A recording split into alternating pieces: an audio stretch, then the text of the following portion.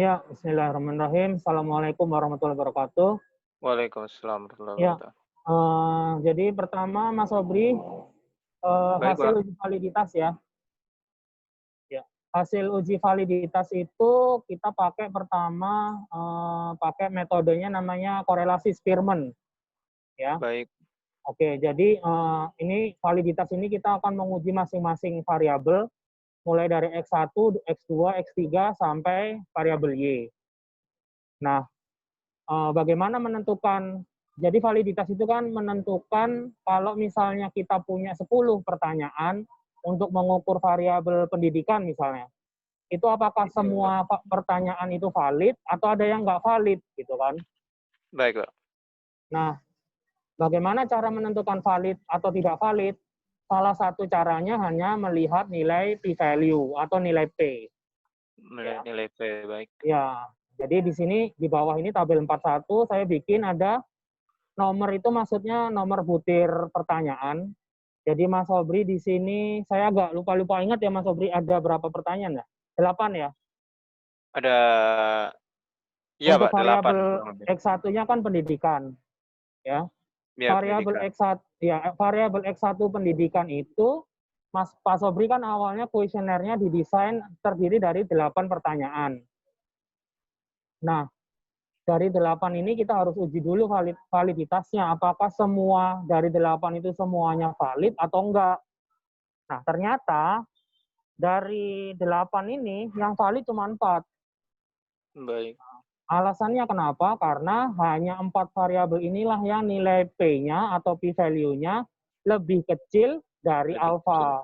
8. Baik, Pak. Ya, jadi otomatis kalau kita ngukur variabel pendidikan, kita hanya pakai 4 pertanyaan gitu Pak Sobri. Dari awalnya yang desain awalnya 8. 8. Baik, Pak. Ya, ya gitu. Jadi validitas untuk X1. Jadi X1 yang valid cuma 4 pertanyaan. Jadi nanti kalau kita analisis lanjutan, kalau Pak Sobri ditanya bagaimana cara mengukur pendidikan gitu misalnya kan, skor Baik, Pak. pendidikan itu dinilai dari mana? Skor pendidikan itu saya dapatkan dari penjumlahan 4 butir pertanyaan. Butir Jumlah 4 pertanyaan nomor pertanyaan. 1, 2, 3, 4. Baik. Tuh. Baik, Pak. Ya. Nah, terus yang kedua, begitu juga nanti ini variabel pelatihan di variabel X2. Di variabel X2 ini Pak Sobri awalnya desain 12 pertanyaan. Terus pertanyaan baik. Iya kan? Nah, sama kondisinya ternyata setelah dianalisis dengan korelasi Spearman, yang valid dari 12 itu cuman pertanyaan kelima, 6, 7, 9, 10, 11. 6 pertanyaan. Pertanyaan. Ya, jadi Iya, 5, Pak. 6, 7, 9, 10, 11. Cuman itu yang valid. Yang sisanya berarti tidak valid. Sehingga variabel pelatihan itu didapat dari mana nilainya? Nilai pelatihan itu didapat dari penjumlahan skor butir nomor 5, butir nomor 6, nomor 7, 9, 10, dan 11. Sampai di sini bisa dipahami Mas Sobri? Bisa dipahami, Pak. Bisa dipahami. Iya, oke. Kita lanjut ke variabel X3. Nah, di variabel X3 ini kita Pak Sobri ada berapa ya? Ada 9 kalau nggak salah atau 10 ya? Ada 10 ya. Ada 10 Ada pertanyaan. 10 pertanyaan. Ya. Ternyata yang valid cuman 5 pertanyaan. Pertanyaan nomor 3, 4, 6, 7, dan 8. 8. Ya. Jadi nanti kalau Pak Sobri ujian, kuesionernya nanti sudah berbeda sebenarnya. Kuesioner yang valid itu beda Pak Sobri. Oh. Jadi iya, karena kan kuesioner awalnya kan pertanyaannya banyak tuh. Iya, betul, Pak. Nah, nanti yang valid itu. Jadi nanti tergantung kampusnya ya. Yang dilampirkan yang mana, kuesioner yang valid atau kuesioner awal gitu. Baik, baik. Itu ya. Karena kondisinya ternyata setelah kita analisa dengan uji validitas pakai korelasi Spearman, yang kuesionernya itu ada yang di drop, pertanyaannya itu di drop. Gitu. Tapi itu enggak masalah Pak Sobri. Yang penting kan tujuan kita itu kan nggak cuma mendesain kuesioner. Tujuan kita Baik. itu bisa mengukur pendidikan, pelatihan, satu lagi motivasi kan Motivasi, ya Pak. terhadap kinerja. Itu yang penting. Kinerja. Iya. Masalah instrumennya berubah itu enggak masalah seharusnya. Secara substansi enggak masalah. Gitu. Jadi secara substansi seharusnya enggak disalahkan lah kalau oh ini kenapa kok dari 10 yang valid cuma 7 misalnya. Ya ini hitung-hitungan statistik, Bu. Bilang gitu aja. Atau Baik, Pak. Pak. Iya. Hitung-hitungan statistik ya. Iya. Karena dasarnya kan dasarnya itu uji validitas itu sebenarnya ada dua. Ada menyatakan valid tidak valid butir pertanyaan itu bisa pakai pendapat ahli, bisa pakai nilai statistik. Nah ini biasanya kalau S1 itu pakai nilai statistik. Gitu. Karena kan Pak Sobri nggak datang ke ahli manajemen SDM kan untuk konsultasi bikin kuesioner ini kan enggak. Makanya pakai uji statistik aja. Uji statistik. Dan itu sah. Nggak usah khawatir harusnya enggak menjadi bahan pertanyaan. Gitu. Ini juga sama variabel kinerja dari awalnya 12 butir, yang valid cuma nomor 2, 3, 4, 5, 6. Jadi cuma 5. Iya. Ya. Jadi cuma 5 butir yang valid. Nah, gitu. Tapi enggak masalah. Ini soalnya kan pertanyaannya emang banyak ya Pak Sobri ya? Ya, betul Pak. Iya, karakteristik orang itu memang kalau dalam kuesioner itu kalau kebanyakan pertanyaan nanti jawabannya itu enggak konsisten memang. Betul Pak. Jadi udahlah capek dia atau ngerasa ganggu banget nih pertanyaan banyak banget. Itu salah satu. Betul. Kebanyakan begitu Pak, betul Pak. Iya, itu bikin jawaban enggak konsisten. Gitu. Oke. Lanjut Pak Fauzan, uji reliabilitas sekarang. Jadi gini, valid dan reliabilitas, uji instrumen itu kan dua ya. Untuk secara statistik uji instrumen itu kan pakai dua metode. Yang pertama validitas dengan korelasi Spearman, yang kedua reliabilitas dengan uji namanya Cronbach alpha. Nah, gitu. Jadi kalau korelasi tadi cara mengukurnya gimana? Kita menilai menjumlahkan semuanya. Misalnya kan dari awal misalnya variabel kinerja. Dari awal kan jumlah butir pertanyaannya 12 ya Pak Sobri ya? Iya Pak. Nah itu dinilai satu-satu tuh. Pertanyaan nomor 1 dinilai dihubungkan sama skor total. Jadi itu bayangkannya gini, kan Pak Sobri bikin tabel Excel tuh. Awalnya kan tabel Excel, ya kan? Iya. Nah cuman kan Pak Sobri kan masih dalam satu variabel itu cuman butirnya doang kan yang di-input. Iya Pak. Nah, itu saya bikinkan, nanti ada skor total namanya. Cuman saya bikin skor totalnya itu di SPSS. Ya, gitu. Itu nanti, datanya apa? Sangat setuju, tidak setuju, gitu-gitu ya? Iya Skala Pak, Likert betul ya? Pak. Nah, jadi, kan itu pakai skala Likert. Nah, skala Likert itu kan ada angkanya. Nah, itu nanti masing-masing variabel itu dari awalnya nih saya ngujinya itu dari 12, dijumlah semua skor totalnya. Misalnya dari 12 ini jumlah skor totalnya maksimal kan 60 ya. Kalau skala Likert kan 1 sampai 5 kan? Iya, Pak. Ya, berarti jadi menjumlahkan kalau ini masih ngomong validitas sedikit, menjumlahkan masing-masing butir pertanyaan dengan skor total.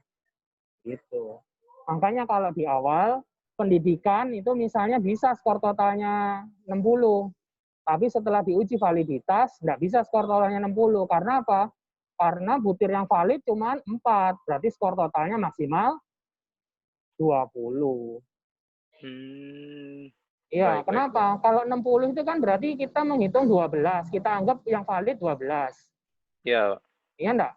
Nah, kalau yang valid 12 kan berarti kalau dia jawabnya maksimal semua kan berarti maksimalnya 60 kan? 60, ya. Nah, tapi kan kita lakukan uji validitas. Oh, ternyata dari 12 pertanyaan yang valid itu cuma 4. Berarti nilai maksimalnya bukan 60 lagi, tapi 20. 4 kali 5. Gitu kira-kira. Bukan kira-kira, gitu caranya. Baik, Kak. Baik. Ya. Jadi nanti Pak Sobri ada SPSS enggak ya? Ada, Pak, ada, Pak. Ada versi berapa ya? Versi 22 berapa kemarin, Pak? Dua-dua ya? Iya, Eh, yang terakhir nanti 22. yang terakhir sih 26, pokoknya saya 26. Tapi nggak apa-apa lah, nanti coba aja, nanti saya kirimkan datanya sama outputnya. Nanti coba dibuka aja gitu. Jadi kebayang lah gitu. Baik, Pak. Ya. Oke, nah kalau reliabilitas, kalau validitas kan tadi kita masih pakai skor total nih Pak. Baik. Nah, kalau reliabilitas gini, tahapannya itu validitas dulu. Jadi misalnya nih, kan dari awal 12 ya Mas Sobri ya, dari awal kan Iya. 12. Misalnya, terus yang valid cuma 4. Berarti yang kita uji reliabilitas itu 4 butir tadi. Diuji secara statistik, keluar nilai namanya Cronbach alpha. Gitu. Ini yang di depan muka kita nih, tabel 45. Iya. Iya kan? Jadi nilai pendidikan nih, pendidikan X1, kan Pak Sobri desain awalnya butir pertanyaannya 12. Ya. Tapi karena yang valid itu cuma 4, berarti yang dihitung Cronbach alpha-nya ya cuma 4 itu tadi. 4. Ya, Pak. Nah, gimana caranya menentukan reliable? Saya sudah katakan di sini, reliable jika nilainya lebih dari 0,7. Alhamdulillah di sini kan semua lebih dari 0,7 kan. X1-nya 0,9, X2-nya 0,9, motivasi X3-nya 0,78, kinerjanya 0,8.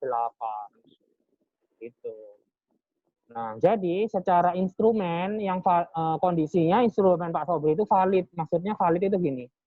Kalau saya ngukur pendidikan, motivasi, pelatihan, kinerja, itu memang benar gitu loh. Cara ngukurnya ini alat ini benar gitu. Ibarat kalau kita ngukur berat badan, alat ukurnya apa Pak? Timbangan.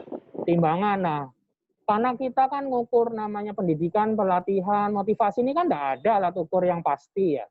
Iya, Kita alat betul. ukurnya namanya instrumen. Instrumen yang namanya kuesioner.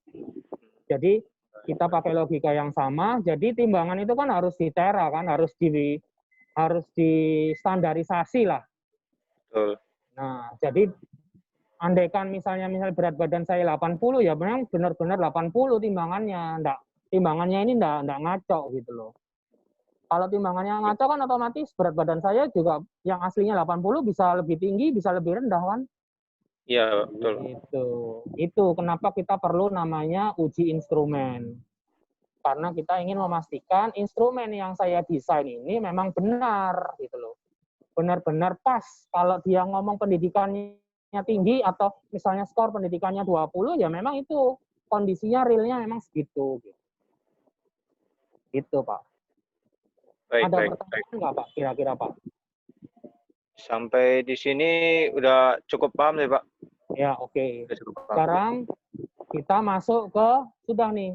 Kan tadi Pak Sobri sudah punya instrumen, sudah punya alat ukur. Nah, alat ukur ini pastinya kan dipakai kan Pak untuk ambil data, betul ya? Betul. Ini Bapak sebarkan ke 109 ya? 109, Pak. Betul, Pak. Iya, Bapak sebarkan 109 kuesioner ke 109 karyawan kan gitu ya? Betul, betul, Pak. Nah, datanya sudah diambil, berarti sekarang posisinya kan Bapak sebarkan kuesioner, mereka ngisi atau Bapak yang ngisi setelah hasil wawancara, yang penting kan akhirnya dapat nih datanya, ya nggak Pak? Betul. Data Betul, variabel pendidikan, oh saya dapat nih, jadi variabel pendidikan itu gimana ngukurnya? Yaitu penjumlahan skor yang butir yang valid tadi, yang 4, nomor butir 1, 2, 3, 4 gitu. Nah itu kan diambil nih datanya kan, gitu. Jadi meskipun Pak Sobri ngambil datanya tadi 12, yang dijumlahkan, yang dipakai itu bukan 12 kan, hanya yang valid.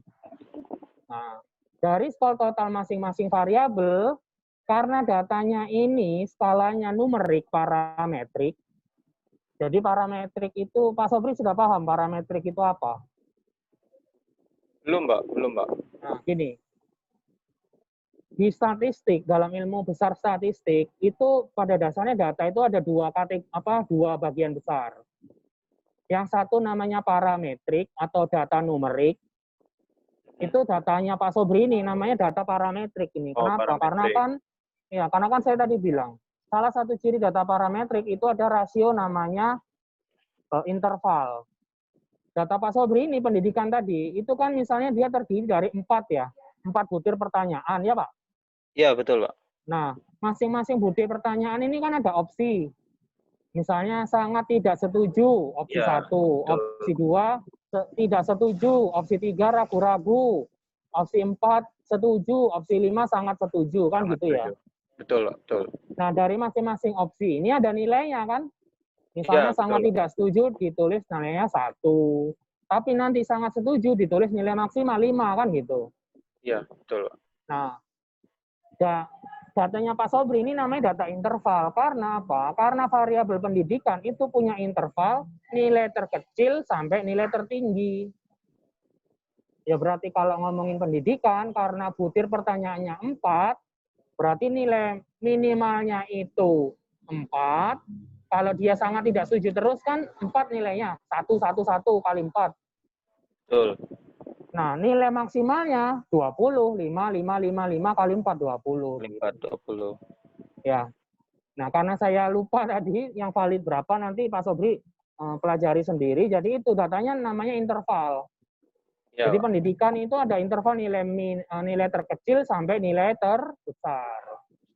Meskipun intervalnya tidak sama. Karena apa? Karena butirnya kan tidak sama. Misalnya pendidikan. Ini yang valid kan cuma 4 butir. Tapi Ya. kalau pelatihan yang valid 6 butir misalnya. Jadi kan nilai maksimalnya beda. Nilai minnya juga beda. Tapi kan sama. Setiap variabel punya nilai minimal, punya nilai maksimal. Begitu, Pak. Baik. Nah, setelah kita ukur data itu, kita analisis pertama nih. Gini, karena apa? Sebenarnya uji normalitas ini nanti masuknya di asumsi klasik. Tapi kalau saya lebih suka uji normalitas itu di depan. Soalnya apa? Nanti yang namanya uji regresi linear berganda, ya, uji regresi linear berganda, itu enggak bisa kalau datanya enggak normal. Itu satu. Data enggak normal itu adalah data yang tidak mengikuti aturan kurva normal. Nanti ada, Pak Sobri baca, nanti ada namanya teori namanya bell shape. Bell itu lonceng, berarti coba aja cari di Google secara mandiri, lonceng, distribusi, pasti keluar itu. Lonceng distribusi. Jadi itulah yang namanya distribusi normal. Nah, ada cara gimana kita tahu distribusinya itu normal atau enggak. Ya. Caranya adalah dengan menggunakan apa namanya rasio skewness kurtosis. Ya. Nah, di dalam rasio skewness kurtosis ini apa patokannya? Itu kan Pak Sobri? Iya, Pak. Patokannya adalah nanti di statistik itu di SPSS itu keluar namanya nilai skewness. Dia juga mengeluarkan nilai standard error skewness. Nah, rasio skewness dibagi standard error skewness itu harus di antara -2 sampai 2, enggak boleh lebih. Baik. Ya, misalnya nih, variabel pendidikan nilai skewness-nya kan min 0,62. Standar errornya 0,289. Ya, itu kalau kita bagi min 0,62 dibagi 0,289, hasilnya itu min 2,145. Ya. Seharusnya ini kan dia di luar kan sudah. Ya, betul. Ya, Pak. karena kan harus paling kecil itu -2, dia -2,145. Tapi enggak apa-apa. Karena ini hitungannya gini, ini kan selisihnya itu cuma 0,145 ya. Nah, betul. Ya kan? Jadi ibarat dia berada di luar itu, di luarnya enggak jauh-jauh gitu. Masih dekat-dekat situ. Jadi logikanya misalnya Pak Sobri sekarang posisi itu memang harusnya dia ada di dalam rumah, tapi dia di luar rumahnya juga bukan di jalan raya, dia cuma masih di teras gitu loh. Logika berpikirnya gitu. Jadi ini nggak jauh-jauh gitu kan. Masih dalam rentang yang oke lah. Meskipun dia sebenarnya di luar distribusi normal, tapi melencengnya itu nggak jauh. Makanya kita anggap pendidikan itu masih dalam rentang distribusi normal. Nah, kalau yang lain, variabel pelatihan, motivasi, sama kinerja, itu semuanya di dalam rentang distribusi normal. Iya, betul. Itu, Pak. Ya, jadi kondisi saat ini, distribusinya dianggap normal. Itu, Pak Sobri. Baik. Ya, oke. Nah, kalau sudah distribusinya normal, baru kita melangkah pakai uji regresi linier. Tuh. Jadi, regresi linier adalah kita melakukan uji itu secara simultan. Tapi nanti uji regresi linier juga ada uji secara parsial. Maksudnya simultan tuh gini, Pak Sobri. Kan Pak Sobri punya 3 variabel bebas ya. Pendidikan, pelatihan, motivasi. Iya enggak, Pak? Ya, betul, Pak. Nah, tiga variabel ini diuji secara serentak, makanya namanya simultan. Itu. Jadi diuji bareng-bareng, Pak Sobri. Gampangannya ini, misalnya kita menguji variabel itu secara bersama-sama, jadi kayak digabung. Ya. Jadi misalnya di sini kalau dinyatakan uji regresinya signifikan, berarti pendidikan, pelatihan, motivasi secara serentak itu signifikan. Ya. Nah, ini di sini kita lihat nilai P. Nilai P-nya itu yang sig itu, kotak sig itu. Iya, Pak. Itu kan 0,005. Kapan dikatakan signifikan? Kalau nilai P-nya di bawah alfa. Nah, alfa kita sama 0,05 ya. Nah, di sini 0,005 gitu. Jadi kalau ini kan berarti dia signifikan. Artinya apa? Simpulannya gini, ini sudah menyimpulkan ini. Saya tahu hasil penelitian saya dinyatakan bahwa uji variabel motivasi, 3 tadi ya variabel ya, pendidikan, pelatihan, motivasi secara simultan berpengaruh terhadap kinerja karyawan secara simultan gitu kan. Tapi pertanyaannya gini, saya juga ingin tahu, kan ini ada 3 nih, ada pendidikan, ada pelatihan, ada motivasi. Kalau saya ingin tahu apakah pendidikan signifikan enggak terhadap kinerja, pelatihan signifikan enggak terhadap kinerja, motivasi signifikan enggak terhadap kinerja, itu diuji namanya uji parsial. Namanya parsial itu uji sebagian, kan parsial itu kan kata dasarnya part ya, bahasa Inggrisnya kan part, bagian gitu kan.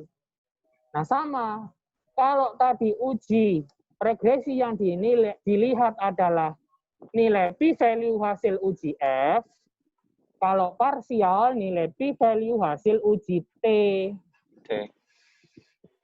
Ya, coba kita lihat ke bawah.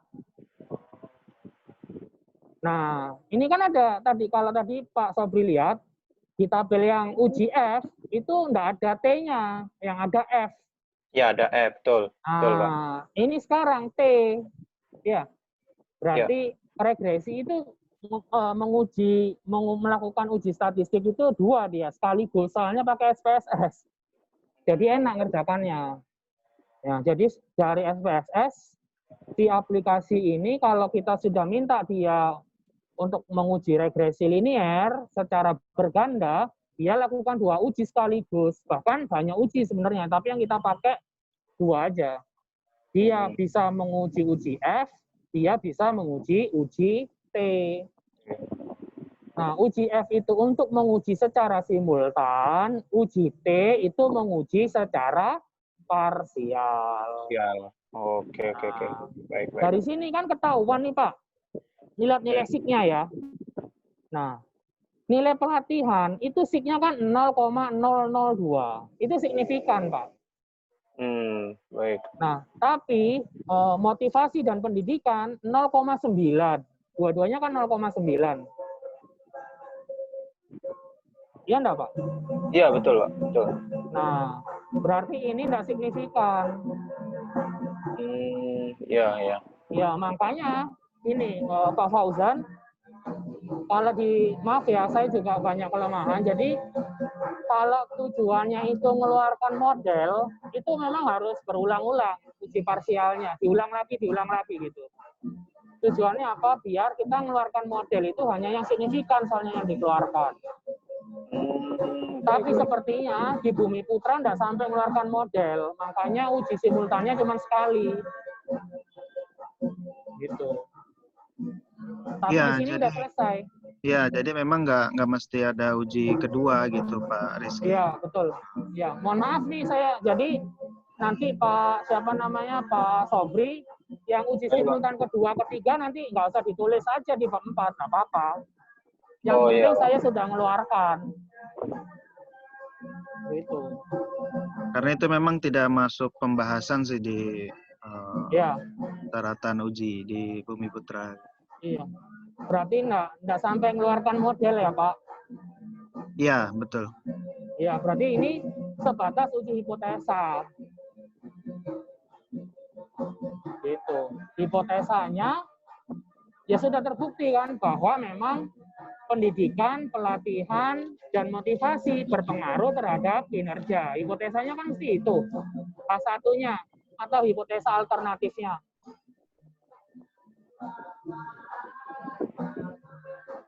Gitu ya Pak Sobri?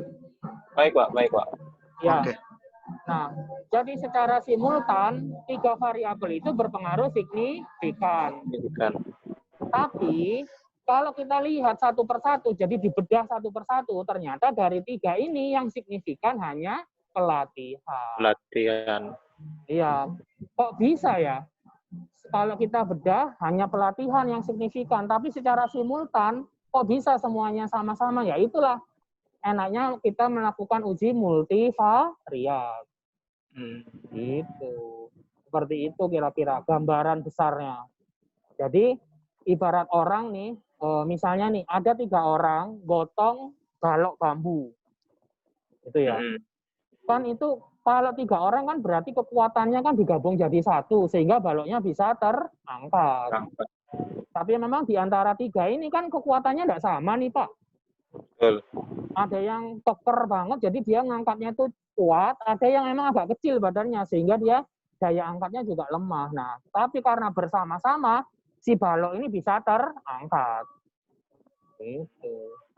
Jadi logikanya gitu. Makanya ketika diuji sama-sama, ini kalau satu persatu, ada yang kuat, ada yang tidak kuat. Gitu. Sama kayak uji statistik ini. Kalau kita cuma menguji satu persatu, pelatihan, pendidikan sama motivasi itu tidak signifikan pengaruhnya. Tapi karena kita ujinya pakai multivariat, akhirnya dia bisa terimbas sama pengaruh dari pelatihan. Sehingga motivasi dan pendidikan dianggap ikut berpengaruh. Jadi gitu Pak, kira-kira. Jadi, nah itu nanti tinggal terakhir, ada 2 butir lagi yang juga dikeluarkan sama SSS adalah koefisien determinan. Ya. Oke, sampai sini Pak Sobri paham ya? Paham, Pak. Ya. Paham untuk uji validitas sama ini stabilitas. Ya, validitas, normalitas, habis itu uji F dan uji T. Uji F, uji T, baru nanti masuk asumsi. Ya, ini yang untuk uji F simultan kedua ini kita nggak usah bahas karena nggak dimasukin ke bab 4. Ya. Kita lanjut ke uji parsial, asumsi klasik. Lanjut. Nah, uji asumsi klasik gini, Pak Sobri. Iya, Pak. Kalau kita menyatakan bahwa pendidikan, pelatihan, dan motivasi itu berpengaruh terhadap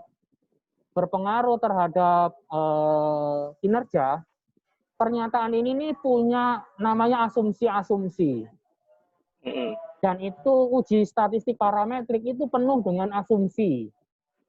Nah, kalau dalam uji regresi, tadi kita sudah lewat asumsi pertama kan normalitas. Normalitasnya lolos. Gitu. Nah, yang kedua uji linearitas. Nah, tadi kan saya sudah bilang ya, secara parsial itu kan pendidikan sama motivasi itu nggak signifikan kan, betul ya? Betul, Pak. Ya. Dan ternyata karena mereka berdua ini nggak signifikan, makanya mereka nggak linier. Itu. Makanya ini kembali lagi ke Pak Fauzan sebagai pembimbing substansi. Kalau saya nggak pakai uji simultan kedua dan ketiga, berarti kan otomatis variabel pendidikan sama motivasi itu tetap masuk dalam uji regresinya. Nah, uji regresi itu mensyaratkan adanya linearitas. Nah, pendidikan sama motivasi ini nggak linier, Pak Fauzan. Yang linier hanya pelatihan. Pelatihan. Iya, kalau uji simultannya cuma sekali ya begitu efeknya. Berarti nanti yang lolos uji linearitas itu cuma satu variabel. Ya yang signifikan tadi pelatihan doang. Linearitas itu maksudnya gini, Pak. Pendidikan itu kan ada skornya, ya enggak, Pak? Ya, betul, Pak. Ya, itu juga ada skornya. Ya. Linear itu gini. Kalau nilai pendidikannya itu naik, kinerjanya ikut naik. Itu namanya linearitas positif. Linear gitu. Kalau satu naik, dia ikut naik. Atau kalau satu naik secara konsisten, nanti yang satu juga turun. Itu namanya linearitas negatif. Misalnya ya, maaf ya Pak, misalnya ini kemungkinan ini enggak ada linearitas negatif, tapi linearitasnya positif. Jadi pelatihan itu semakin karyawan itu terlatih, maka dia kinerjanya semakin bagus. Gitu ya Pak? Betul, Pak. Kan logikanya gitu ya, logika berpikirnya ya. Tapi masalahnya di variabel motivasi sama di variabel pendidikan itu enggak mengikuti kaidah itu. Jadi mau setinggi apapun dia dididik, ternyata kinerjanya stagnan. Ya segitu-segitu aja. Mau dibandingkan yang pendidikan tinggi, pendidikan rendah, skornya tinggi, skornya rendah, dia stagnan. Sama motivasi, mau dia motivasinya tinggi, mau dia motivasinya rendah, dia tetap stagnan nilai kinerjanya. Nah, itu yang menyebabkan karena dia tidak linear, makanya dia tidak signifikan. Karena kan ujinya namanya apa? Uji regresi linear. Itu maksudnya. Maksudnya itu kita ingin membuktikan dari 3 variabel ini, mana sih yang linear. Jadi kalau satu naik ikut naik, yang satu atau linearitas negatif, yang satu naik, yang satu selalu turun. Nah, yang terbukti dan memenuhi asumsi itu cuma satu variabel. Baik. Nah, ini substansinya berarti yang lolos uji linearitas hanya pelatihan. Itu Pak. Saya bisa. Ini kan makanya kan kinerja dikali pelatihan. Gitu. Linearitasnya itu dilihat dari deviation from linearity. Kalau dia deviation, justru kita terima yang H0. Jadi harus lebih besar dari alfa dia. Makanya ini kan bagus nih linearitasnya. 0,249. Itu Pak Sobri. Ini masih satu linearitasnya.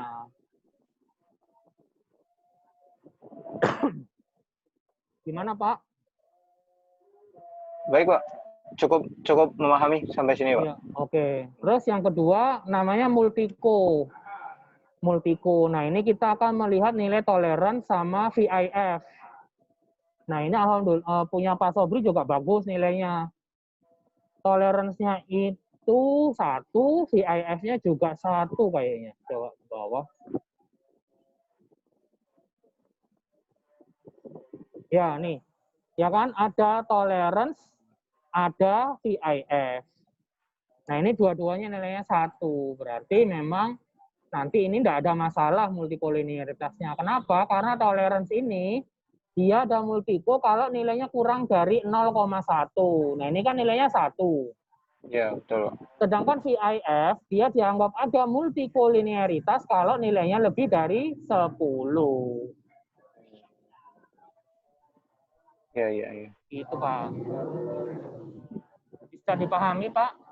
Ini Bisa, sebenarnya Pak. konsep aja, konsep. Uji asumsi klasik itu konsep, karena nanti kita harus mendahulukan substansi.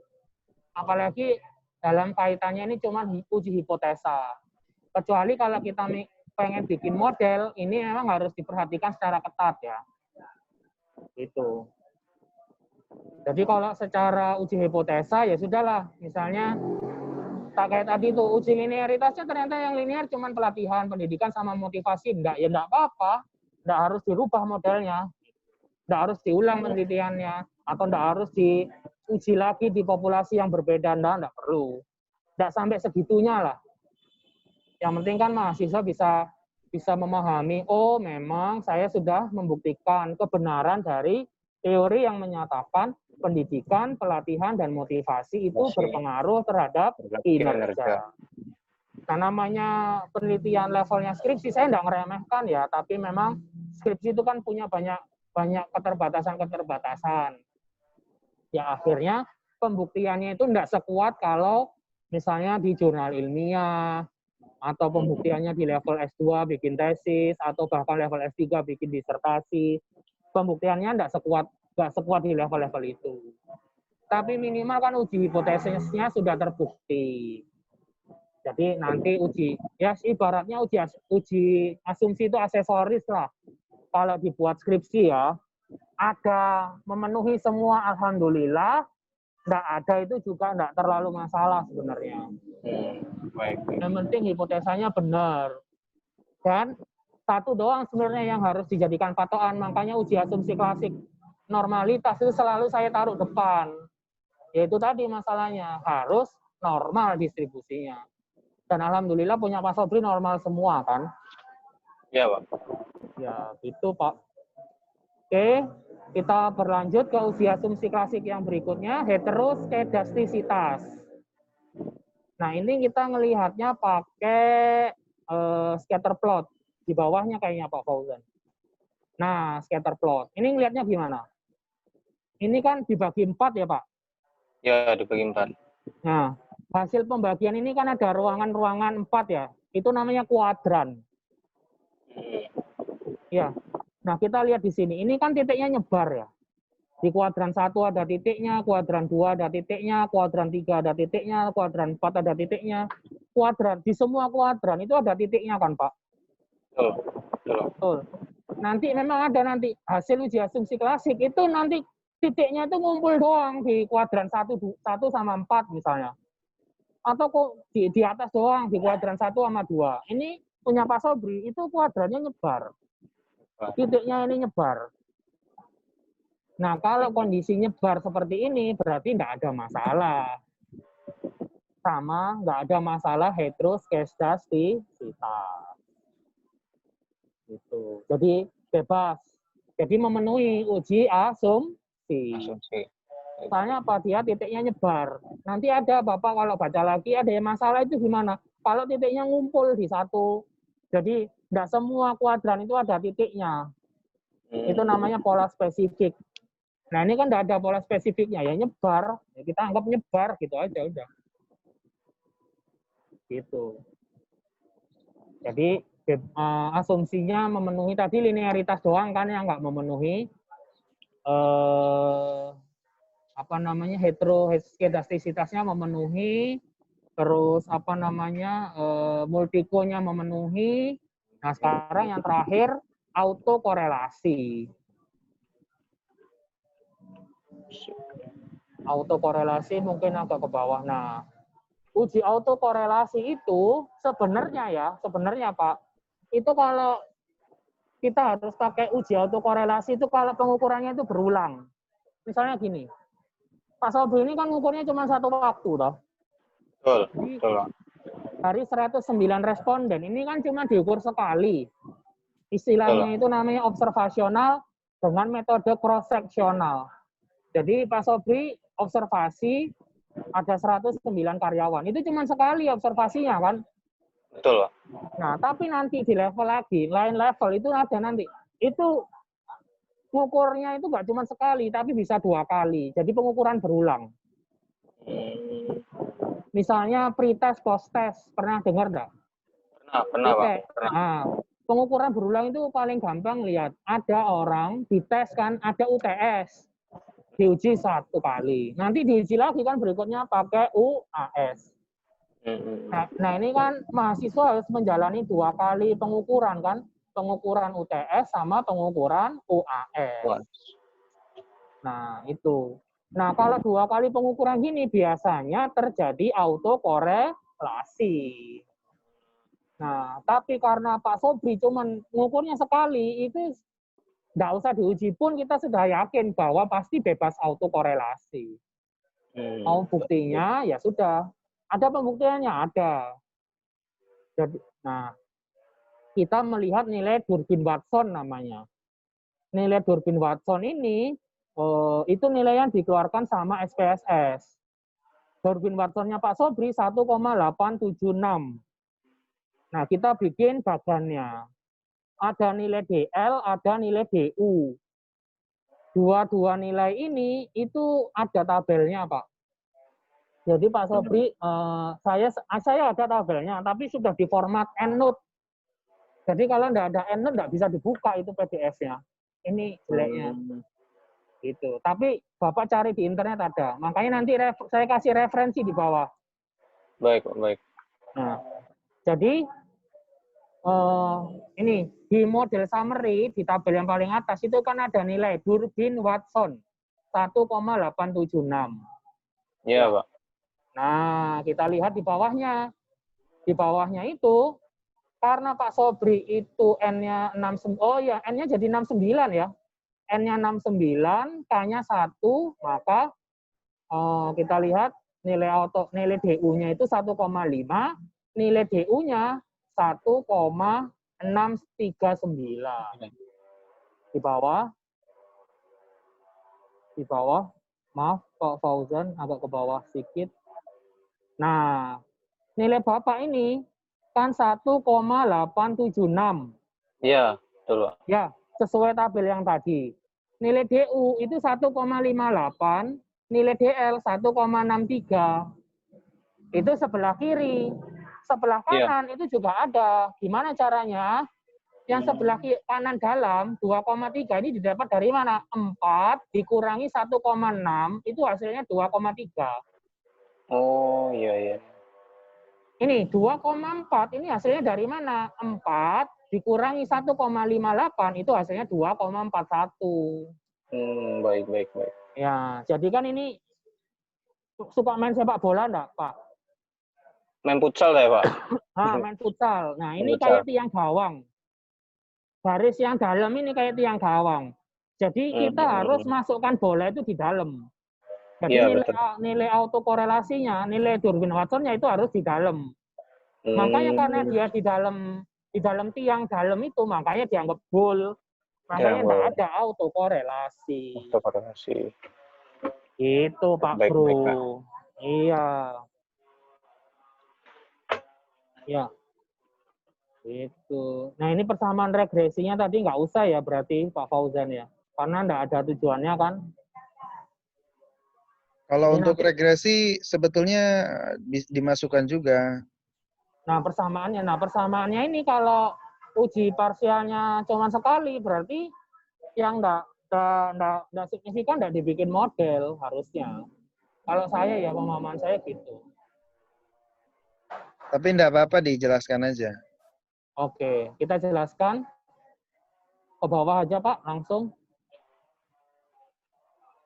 Oke, ke bawah sedikit. Oke, nah stop. Jadi gini Pak Sobri. Ya, agak sedikit ke atas lagi bisa nggak Mas Fauzan? Biar, nah cukup tadi. Biar kelihatan Y-nya tadi Y sama dengan nah stop. Ya, ini Pak Sobri, kita lihat di tabel yang atas itu kan ada judulnya koefisien. Baik, Pak.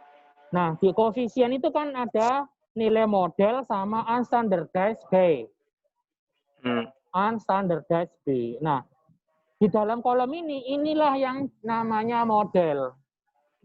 Gimana caranya? Makanya saya bikin persamaan. Y sama dengan konstan. Ada nilai konstan. Di sini nilai konstan adalah 13,284. Makanya kan Y sama dengan 13,284. Kelihatan enggak, Pak? Jadi Kelihatan, kan, Pak. Kelihatan, Pak. Ya, jadi Y sama dengan 13,284. 284. 13,284 itu diperoleh dari mana? Dari unstandardized B. Untuk kolom koefisien. Untuk kolom konstan. Nah, tapi kan tadi saya bilang ya, yang signifikan hanya pelatihan. Makanya jadi, kalau kita mau tahu berapa sih nilai kinerja itu, nilai kinerja didapatkan dari 13,284 ditambah 0,413 dikali X1. Karena ini X-nya cuma 1, ya saya tulis cuma X. Baik. Ya, jadi misalnya nih, saya punya model sekarang. Saya bisa memprediksi nilai kinerja orang dengan cara apa? Mengukur pelatihan dia, skor pelatihannya. Itu plus minus error. Errornya didapat dari mana? Didapat dari yang bawah.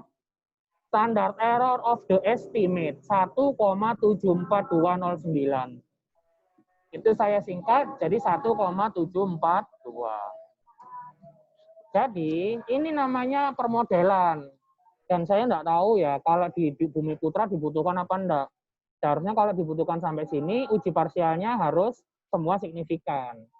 Tapi enggak apa-apa, yang penting saya sudah berikan semuanya.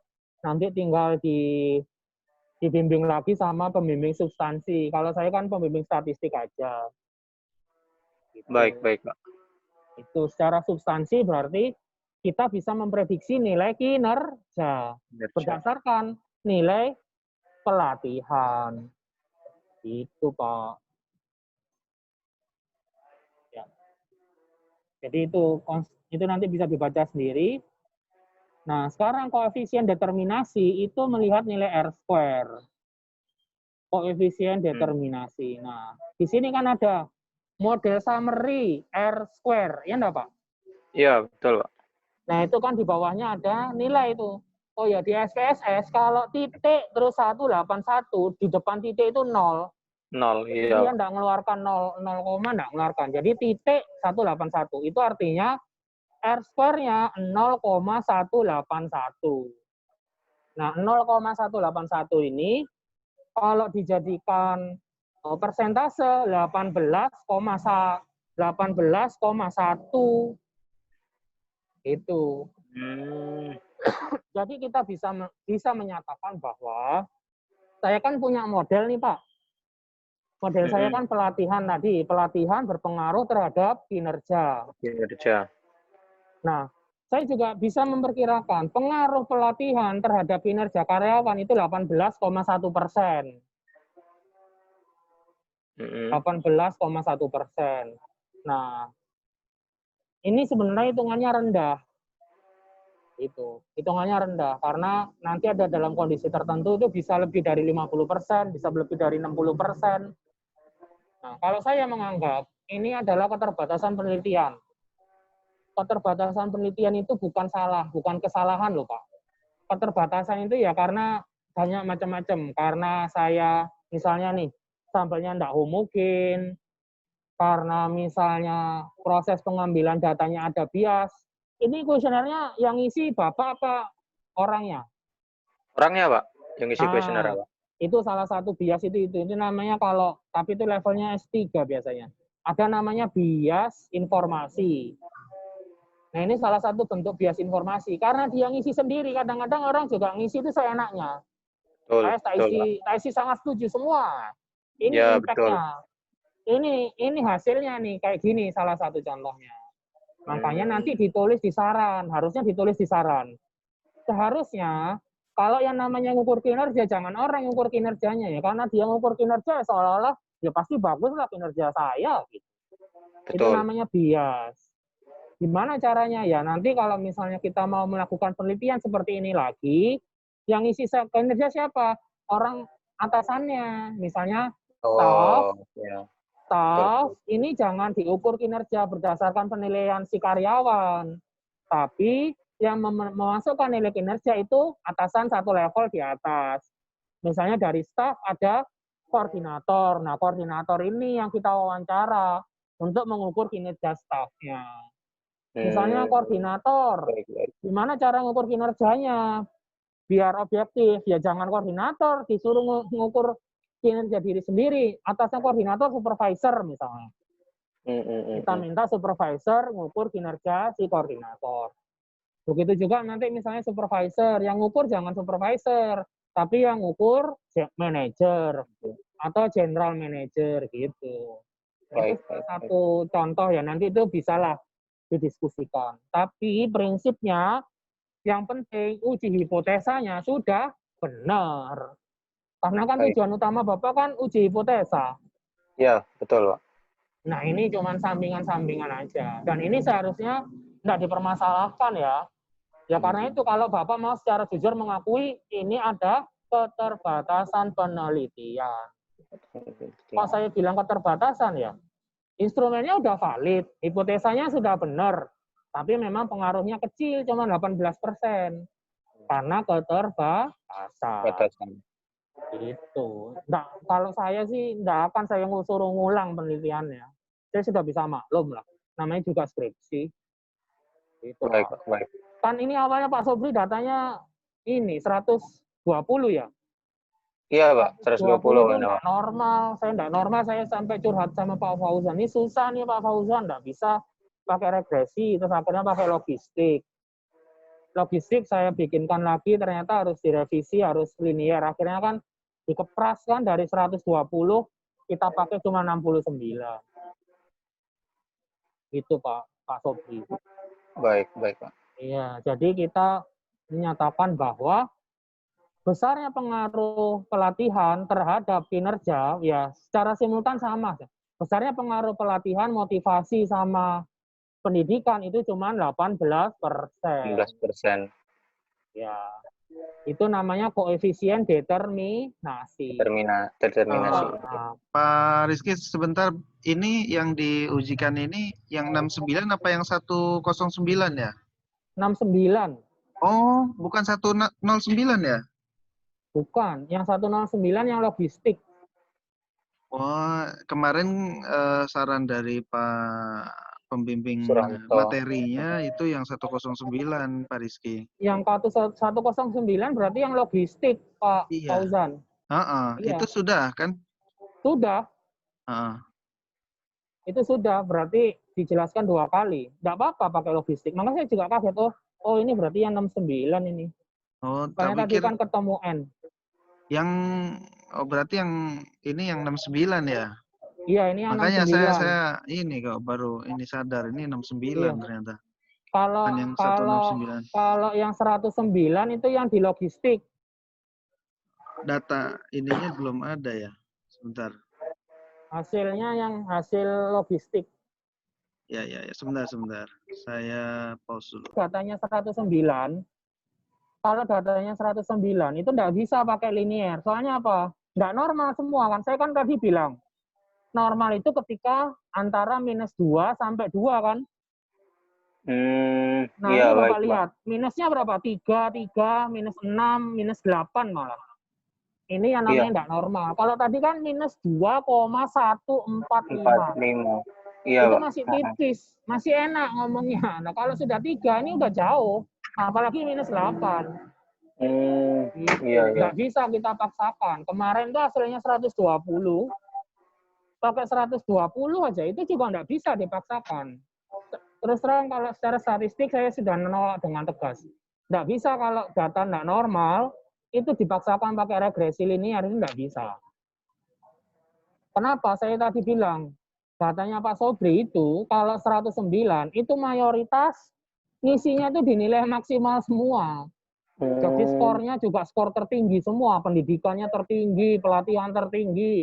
Nah, otomatis datanya dominan di kanan semua. Tapi kan bentuknya lonceng ya Pak. Kita punya gambaran lonceng itu kan kayak gunung.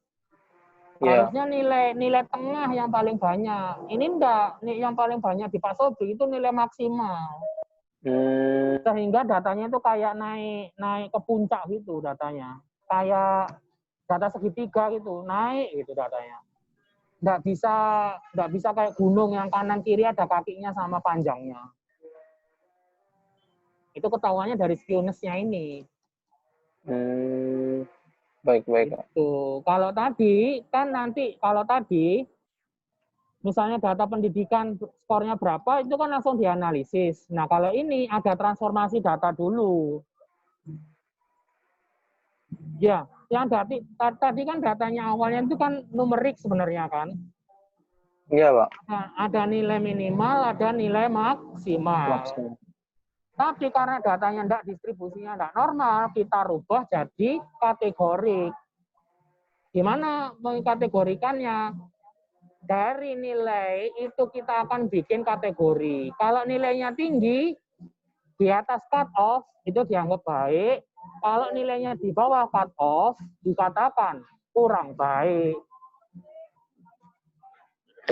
Mungkin ke bawah lagi Pak Fauzan. Nah, ini misalnya pendidikan. Misalnya pendidikan nih. Pendidikan itu skornya itu kan minimalnya 4, maksimalnya 20. Karena apa? Karena kan cuma 4 butir ya Pak. Yang saya ingat pendidikan. Nanti Iya, yang lainnya sama, prinsipnya sama, ya kan? Jadi nilai pendidikan itu pada dasarnya kan skor. Skornya itu antara 4 sampai 20. Nah, kita enggak masukkan skor, enggak kayak regresi linier. Kalau regresi linier tadi yang dimasukkan kan skornya. Betul, Pak. Kalau regresi logistik, kita bikin dulu kategorinya. Gimana caranya? Kalau nilainya si responden itu skor pendidikannya 18, 19, 20, atau lebih besar sama dengan 18, dianggap pendidikan tinggi. Kalau nilainya 17 atau kurang, dianggap pendidikan rendah. Baik. Ya, jadi beda ya Pak. Ini soalnya kasusnya Bapak memang seperti ini. Dari awal saya sudah konsultasi sama Pak Fauzan, ya kalau mau linear yang diambil 69. Kalau mau diambil 109 karena kebutuhan sampel minimal, ya hasilnya kayak gini, tinggal dipilih aja. Yang jelas saya sudah mengeluarkan 2 opsi. Tuh. Ya.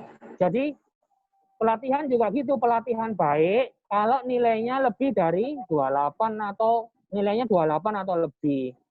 Itu dianggap pelatihan baik. Kalau pelatihan kurang baik, kalau skornya kurang dari 28. Motivasi juga gitu. Jadi yang kita pakai acuan itu atau nilai cut off itu adalah nilai median. Masih ingat nggak Pak nilai median zaman kita SMP? Median itu kan nilai tengah. Iya. Jadi data itu diurutkan mulai dari yang kecil sampai yang besar, tengah-tengah itu berapa ketemunya. Itu namanya median. Itu Pak. Nah kalau regresi logistik itu cuma 2 kali doang. Analisis simultan sama parsial. Nggak ada namanya uji asumsi. Bebas uji asumsi.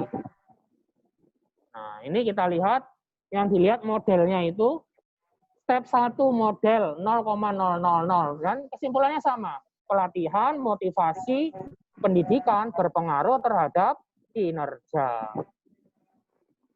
Simultan. Tapi bukan pakai uji F. Pakainya regresi logistik.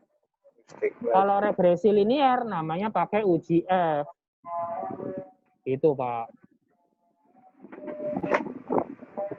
Nah, analisis parsialnya sama. Nah, analisis parsialnya kita lihat di sini, yang signifikan kan cuma pelatihan kan sama kayak regresi linier hasilnya. Ya enggak Pak? Nih, lihat. Pelatihan itu kan nilainya kan di bawah alfa, 0,0004. Tapi pendidikan itu tipis. Kan harusnya kan dia nggak boleh lebih dari 0,05. Dia kan 0,07. Tipis gitu. Batasnya itu 0,05. Dia 0,07.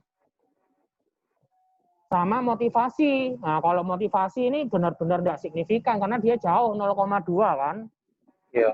Gitu. Tapi keuntungannya di analisis parsial kan tadi kita juga bisa melihat ya, ada nilai OR namanya. Nilai OR itu gini saya jelaskan ya.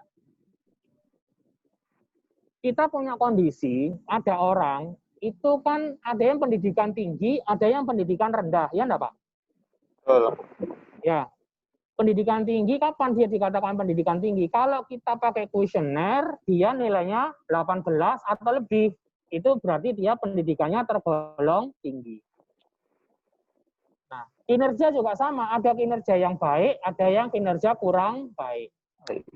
Nah, kalau nilai OR-nya itu dikatakan 2,7, berarti maksudnya, kalau dia pendidikannya tinggi, maka dia berpeluang memiliki kinerja yang lebih baik 2 kali lipat dibanding dengan karyawan yang kinerjanya rendah.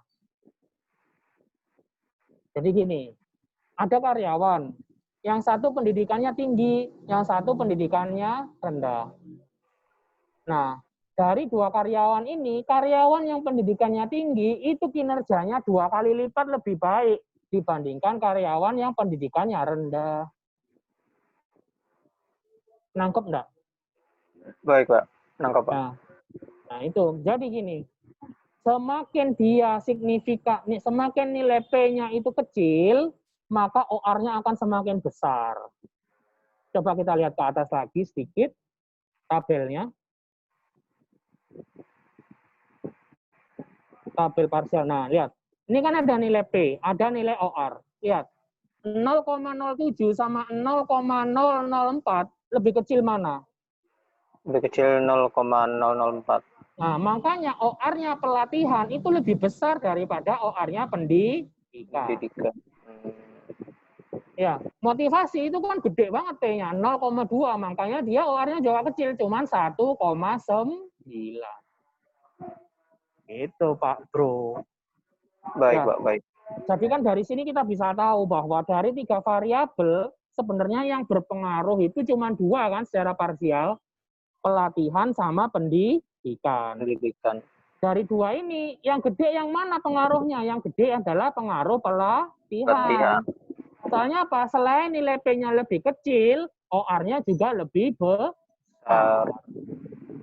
Jadi kalau orang karyawan ini pelatihannya baik, maka kinerjanya 5 kali lipat dibanding yang pelatihannya rendah. Gitu. Sehingga kalau memang ada saran, apa sarannya untuk meningkatkan kinerja? Yang pertama, adakan pelatihan, Pak. Gitu. Semakin karyawan terlatih, maka kinerjanya akan semakin baik. Baik. Iya. Berapa kali lipat peningkatan kinerjanya kalau kita sering adakan pelatihan? Kira-kira 5 kali lipat. Gitu, Pak. Ini pakai hitungan statistik. Nah, itu pasti nanti ada adjustment, ada penilaian-penilaian berdasarkan substansi. Jadi secara substansi sama sebenarnya. Mau pakai regresi linier, mau pakai regresi logistik. Pembuktiannya sama.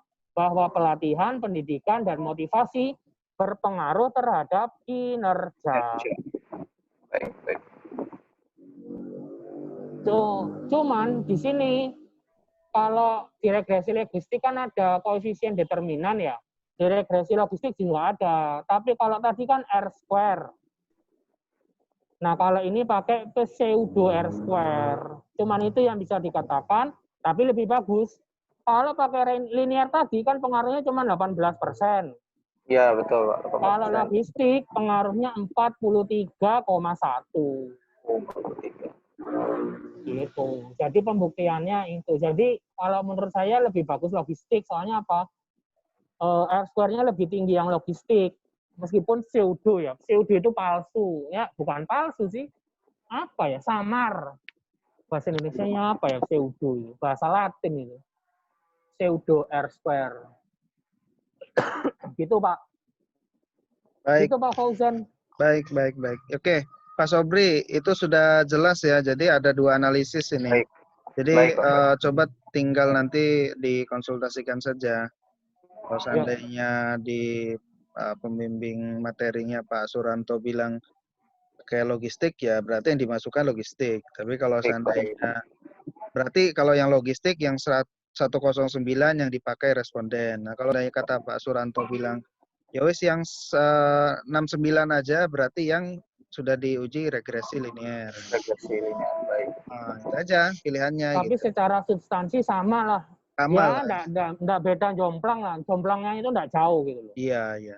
Ini Iya, yang penting itu. tinggal keputusan dari Pak Suranto aja nanti gitu ya.